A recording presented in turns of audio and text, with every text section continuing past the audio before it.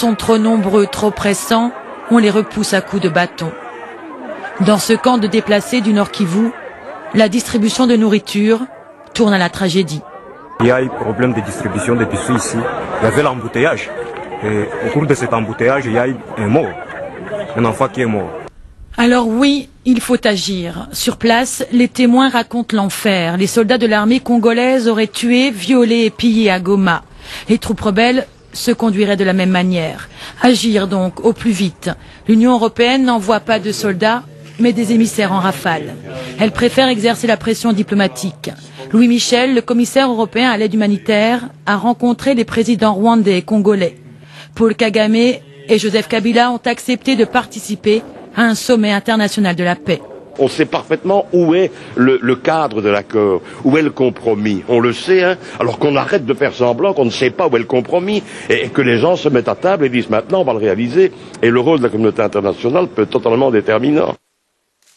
Lui est rentré optimiste, d'autres sont arrivés catastrophés.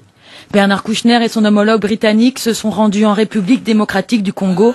Ils ont estimé que l'Est du pays connaissait un massacre comme il n'y en a jamais eu en Afrique. Dans les rues de Goma, la MONUC patrouille. Les États-Unis se disent prêts à renforcer son rôle. Les effectifs de la MONUC sont trop faibles aujourd'hui. Les États-Unis demandent au Conseil de sécurité de l'ONU d'accroître au plus vite les capacités de la MONUC. Pour l'instant, le cessez-le-feu est respecté. Dans la province du Nord Kivu, on compte plus d'1 million de déplacés. Enfin, nous irons en Birmanie. 6 mois après le passage dévastateur du cyclone Nargis, la situation humanitaire reste critique. Les émissaires européens se succèdent en République démocratique du Congo. Objectif affiché, faire pression sur les différents acteurs de la crise pour calmer le jeu dans le Nord Kivu. Bernard Kouchner, le chef de la diplomatie française, s'est rendu dans la région. Il s'est montré très ferme. Karine Henry. Il avait eu des mots très durs, parlant de massacres sans précédent en Afrique. À Goma, Bernard Kouchner est venu chercher l'apaisement. Sur le tarmac, il y a d'abord les sourires, les accolades, les formules de politesse. Vous voyez, je suis venu vous voir. Oui. Je suis venu voir comment les choses allaient, dire bonjour à tout le monde. Le chef de la diplomatie française est accompagné de son homologue britannique David Miliband. Les deux hommes doivent rencontrer le gouverneur provincial, le commandement de la MONUC et les associations humanitaires. La situation reste tendue dans l'est du pays.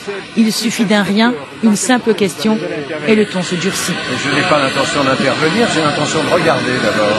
J'ai l'intention de comprendre pourquoi dans cet endroit, depuis tant d'efforts, les efforts d'abord, évidemment, des Congolais, les efforts de la communauté internationale, les efforts de l'Europe, comment on n'arrive pas à la paix, comment on n'arrive pas à une stabilité, comment de réfugiés en réfugiés, de camp en camp, des centaines de milliers de personnes sont dans un état épouvantable. Voilà ce qu'une nouvelle fois je voudrais comprendre, ça ne peut pas vous étonner.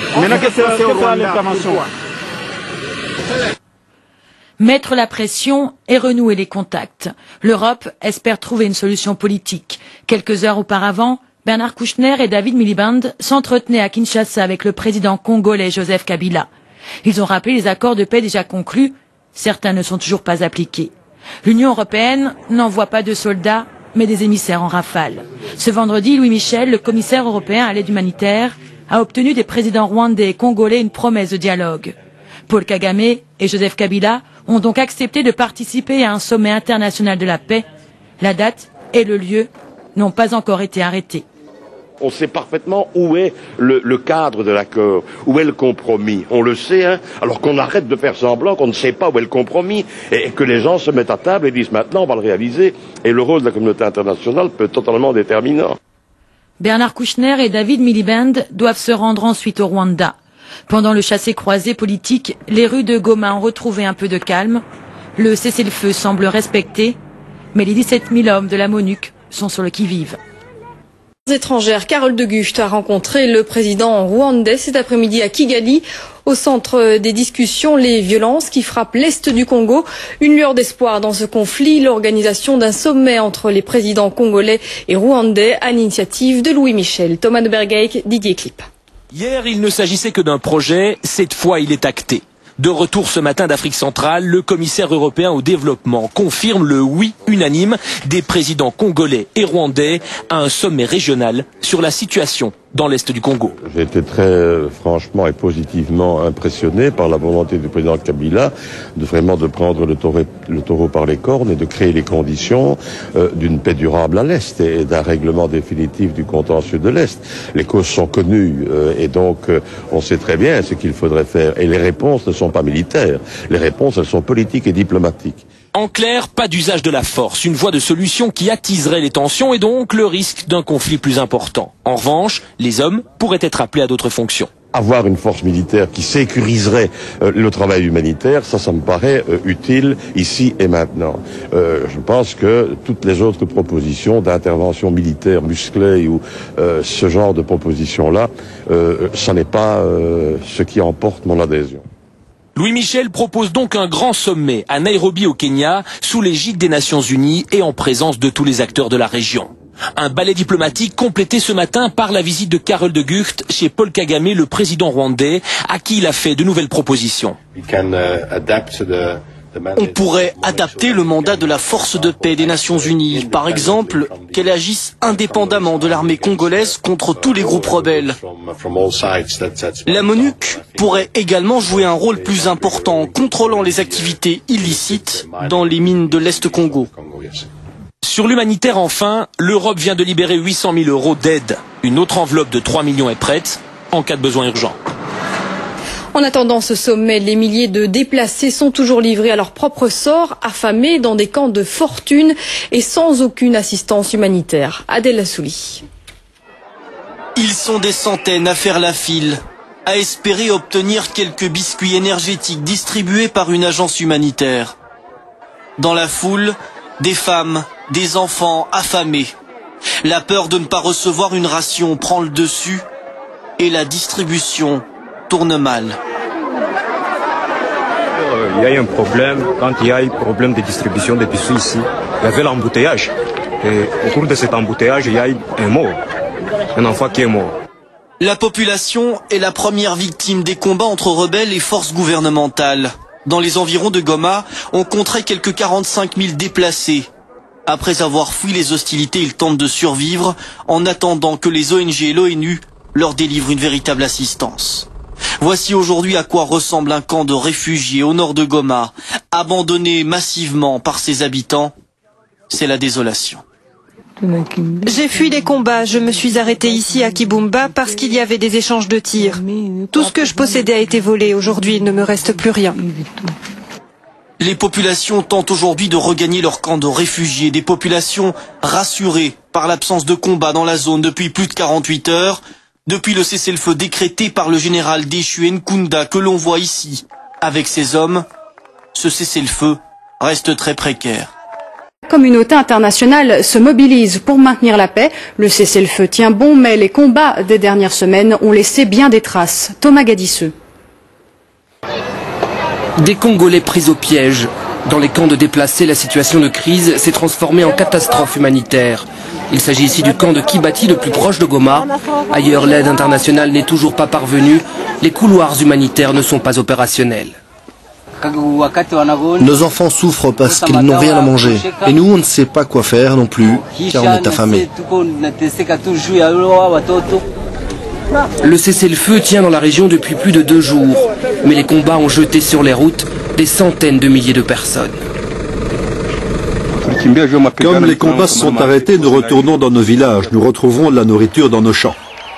L'ONU organisera demain le premier convoi humanitaire vers Rutshuru, à 75 km de Goma, une ville coupée d'aide depuis plus d'une semaine. Hier, les rebelles y célébraient leur prise de contrôle de l'administration. Ils y organisaient un meeting, comme pour prouver qu'ils comptent bien s'installer dans la région. Face à l'urgence, l'Union africaine annonce ce dimanche qu'un sommet pour résoudre la crise congolaise se tiendra la semaine prochaine à Nairobi. Le ballet diplomatique touche à sa fin. Français et Britanniques étaient aujourd'hui en Tanzanie. Le gouvernement congolais devrait reprendre le commandement de ses troupes conformément aux accords de Nairobi, établir des relations avec toutes les communautés et ses pays voisins. Car le risque d'embrasement régional est bien réel. Ce week-end dans le nord du Congo, cette fois, des rebelles ougandais ont mené une attaque, alors que des sources diplomatiques rapportent qu'au sud, 600 soldats burundais démobilisés ont rejoint les troupes Tutsi d'Nkunda. Même si un sommet interrégional se prépare, personne ne peut assurer que les différents acteurs se réuniront autour de la table. Et à propos du chef des rebelles, Laurent Nkunda, l'invité dominical de la RTBF, Isabelle Durand, s'est exprimée à son sujet.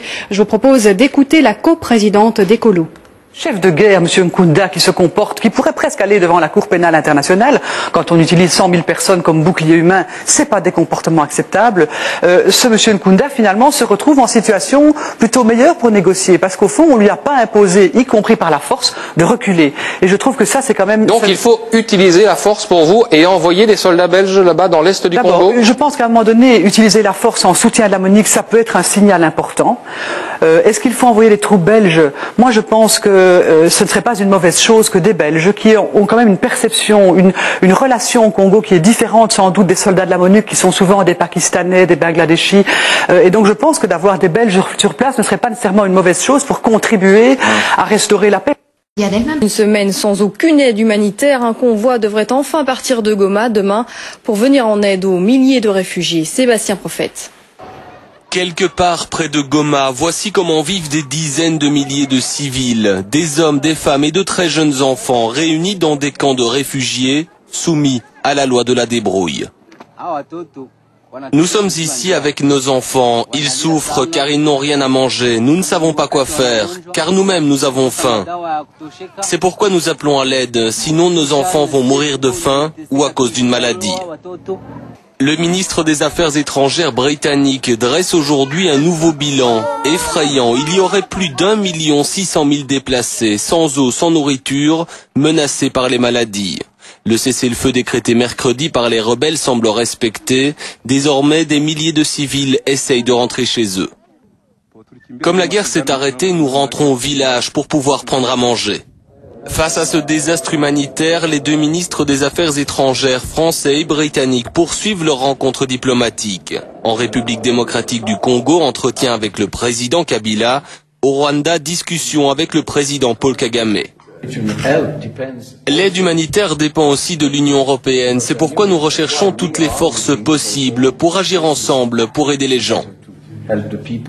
Lueur d'espoir, demain, un premier convoi d'aide humanitaire va se rendre à Rutshuru, une localité aux mains des rebelles. Une première depuis une semaine. Par ailleurs, un sommet se prépare au Kenya pour tenter de résoudre la crise entre les rebelles de Laurent Nkunda et l'armée.